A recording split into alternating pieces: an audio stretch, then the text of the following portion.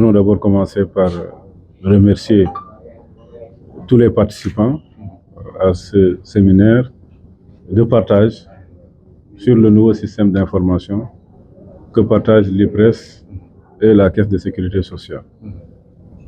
Donc, nous avons convenu d'inviter nos partenaires des ministères pour, comme je le disais tantôt, une bonne appropriation de cet outil qui est mis à leur disposition.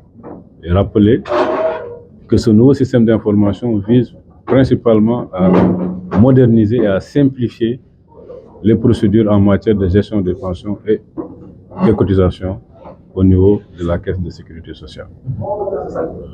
Avant, c'était des déclarations séparées. On pouvait faire des déclarations au niveau de la Caisse de sécurité sociale et s'abstenir de le faire pour l'IPRES parce que, effectivement, ça présentait beaucoup plus d'avantages au niveau de la Caisse que de l'IPRES. Mais aujourd'hui, on a un système unique de déclaration. Vous ne pouvez pas vous faire déclarer à la Caisse et ne pas le faire pour l'IPRES. Donc là, je pense que ça fait partie des innovations majeures. Et ça facilite également le traitement des pensions au moment de liquidation à travers les déclarations qui sont faites. Pour dire simplement qu'aujourd'hui, la séance vise essentiellement à partager avec les employeurs qui sont dans les ministères, dans les projets, dans les agences, à bien s'approprier de cet outil de gestion de la protection. C'est un projet de transformation numérique qui va, comme je l'ai dit, encore une fois plus, encourager la dématérialisation des procédures et des démarches. Et aujourd'hui, nous sommes heureux de constater qu'il y a une bonne adhésion des employeurs à cet outil. Aujourd'hui, comme je le disais tantôt, 80% du potentiel des employeurs se sont déjà fait déclarer de façon unique en ligne. Nous avons un portail qui permet de faire ces télédéclarations.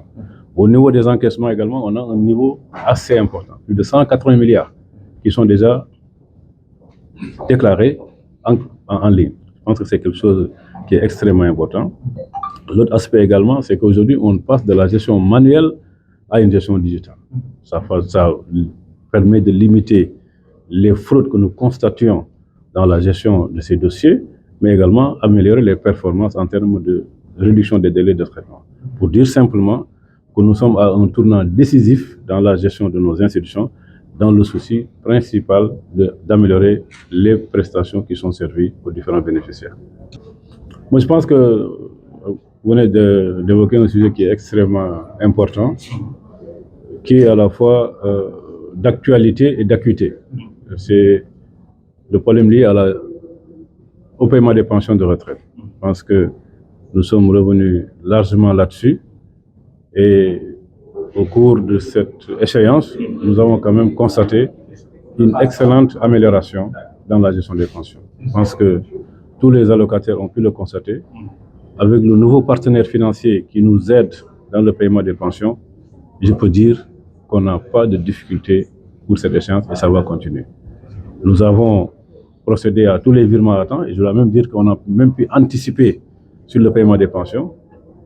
D'habitude, on payait à partir du 15. Je pense que ce mois-ci, tous ceux qui sont payés par virement ont reçu leur pension le 10. Il n'en est de même pour ceux qui sont payés à travers les plateformes de transfert d'argent comme Orange Money et VF. Pour ceux qui sont payés également par caisse, il n'y a pas eu d'affluence. Les conditions d'accueil ont été bien améliorées et ce qui nous a quand même valu des satisfactions de la part des associations de retraités, tout comme des allocataires. Et pour dire simplement, nous tenons à ce sujet à rassurer les allocataires que notre mission principale, c'est de gérer les pensions. Et nous ferons tout ce qui sera possible à notre niveau pour rester dans cette dynamique d'amélioration continue en matière de gestion des pensions.